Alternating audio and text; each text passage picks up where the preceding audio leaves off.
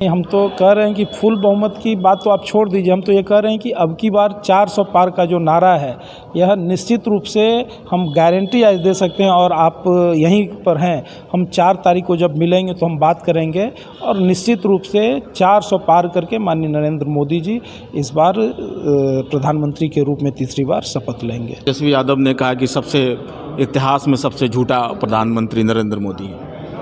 अब तेजस्वी जी की सोच को मैं क्या कहूँ। नरेंद्र मोदी जी ने जो वायदे 2014 में किए, 2019 में किए और अब 2024 में करने जाने, सारे के सारे वायदे उन्होंने पूरे किए।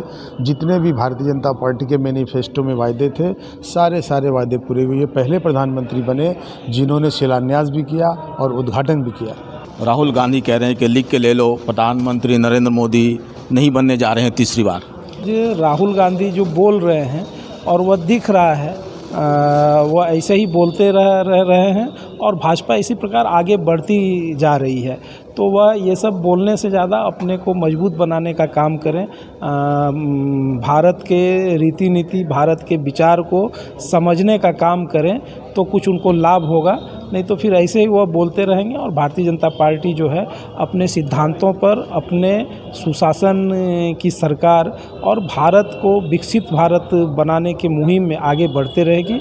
और यहाँ के मतदाता जो है वह भारतीय जनता पार्टी को इन्हीं सब कारणों से आगे बढ़ाते रहेगी। क्या तीसरी बार प्राइम मिनिस्टर बनने जा रहे हैं? निश्चित रूप से इस बार जो माननीय प्रधानमंत्री जी का नारा है कि अब की बार 400 पार, हम लोग यह 400 कैसे ला करके जो है वह तीसरी बार प्रधानमंत्री बनने के। रोहित पांडे जी, क्या गणित है? हमको तो, आपको क्या लग रहा है कि 400 पार हो जाएगा?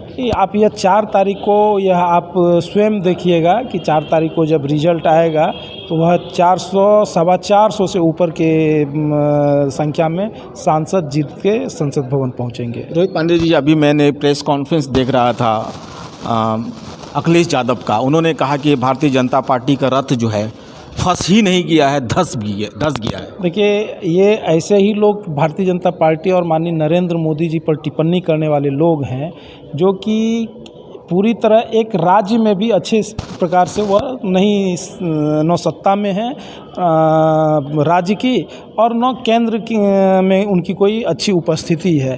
तो वह इस आधार पर आप उनकी बातों को, उनके वक्तव्यों को तवज्जो देते हैं तो यह आप ही बता सकते हैं जिनकी न अपने राज्य में, एक तो एक ही राज्य में वो सिमटे हुए हैं और उस राज्य में भी उनकी उपस्थिति नगण्य है, न राज्य की सत्ता में उनकी कोई भागीदारी है और न केंद्र में कोई उनकी उपस्थिति है, तो वह किस दम पर ये दावा करते हैं। क्या भारतीय जनता पार्टी सरकार बना रही है केंद्र में?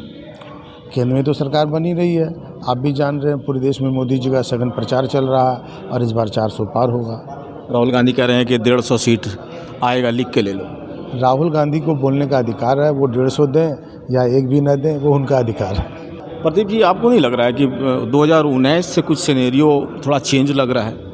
भाई देखिए, इस बार जनता साइलेंट है, वो अपना मन बना चुकी है कि मुझे किसे वोट करना है, इसलिए वो चौक चौराहों पर अब चर्चा नहीं कर रही है। और आज की जनता बहुत होशियार हो चुकी है, बहुत स्मार्ट हो चुकी है, वो इंटरनेट से जुड़ी हुई जनता है। क्या 4 जून को आप दीपावली मनाएंगे? 4 जून को हम क्या, पूरा देश ही दीपावली मनाएगा। पूरा देश नहीं, पूरा विश्व दीपावली मनाएगा, इसलिए कि नरेंद्र मोदी विश्व नेता हो चुके हैं। सर, नरेंद्र मोदी का कल बयान आया है कि मैं हिंदू मुसलमान नहीं करता, चूँकि जब से मैं करूँगा हमारा जीवन बिल्कुल राजनीति से समाप्त हो जाएगा। तो पिछले दिनों तो उन्होंने हिंदू मुसलमान की राजनीति की थी और कुछ कड़ा शब्द मुसलमानों को के ख़िलाफ़ यूज़ किया था। देखिए, बिल्कुल ये गलत बात है। नरेंद्र मोदी जी का शुरू से रहा है सबका साथ, सबका विश्वास, ठीक है, सबका विकास। इस देश के अंदर जितने भी लोग हैं, भारतवासी हैं, सबकी विकास की चिंता करते हैं। सरकार की जितनी भी योजनाएं हैं उसमें कोई पार्शलिटी नहीं होता है कि ये योजना हिंदुओं के लिए है, चाहे आयुष्मान योजना हो, अनाज देने की बात हो, कोरोना टीका की बात हो, वो तमाम भारतवासी की चिंता करते हैं। ये विपक्ष के लोग बेवजह का आरोप लगाते रहते हैं, उनका काम है लगाना, लेकिन नरेंद्र मोदी के दिल में 140 करोड़ देशवासी बसते हैं और वो बसते रहेंगे। मोदी जी ने जो कार्य किए हैं पिछले 10 सालों में, वो जनता देख रही है। क्या काम किया सर? उन्होंने हर क्षेत्र, चाहे गरीबों के क्षेत्र में काम किया हो या काम का एक काम मैं बता रहा हूँ, उन्होंने PMGP योजना लगाई जिससे व्यवसायियों को 5 किलो अनाज। सर, ये नहीं, मैं 5 किलो अनाज की बात नहीं कर रहा हूँ। उन्होंने, देखिए सर, मिश्रा जी, मैं तीखा सवाल कर रहा हूँ, थोड़ा सा सादगी से जवाब दीजिएगा। बिल्कुल जी, तो क्या सर 5 किलो अनाज जो गरीबों को दे रहा है, यह विकास है क्या सर? देखिए, गरीब को भी ज़रूरत है उसकी अनाज की, और उनको कांग्रेस ने क्या किया, 10 किलो में दे दूंगा अगर हमारी सरकार बनी तो। नहीं, कांग्रेस देगी तो कांग्रेस का विषय है वो, लेकिन ये हर वर्ग के लिए, हर समाज के लिए सबका साथ सबका विकास करने वाली सरकार है। वो छोटे उद्योगपतियों को भी इन्होंने लोन दे रहे हैं प्रधानमंत्री रोजगार योजना के नाम पर। मेरे कुछ व्यवसायी लोगों ने भी लिए है, लोन लेकर अपना उद्योग बैठाया है, और उस उद्योग को बैठाने के बाद उन्होंने कई लोगों को रोजगार भी दिया है।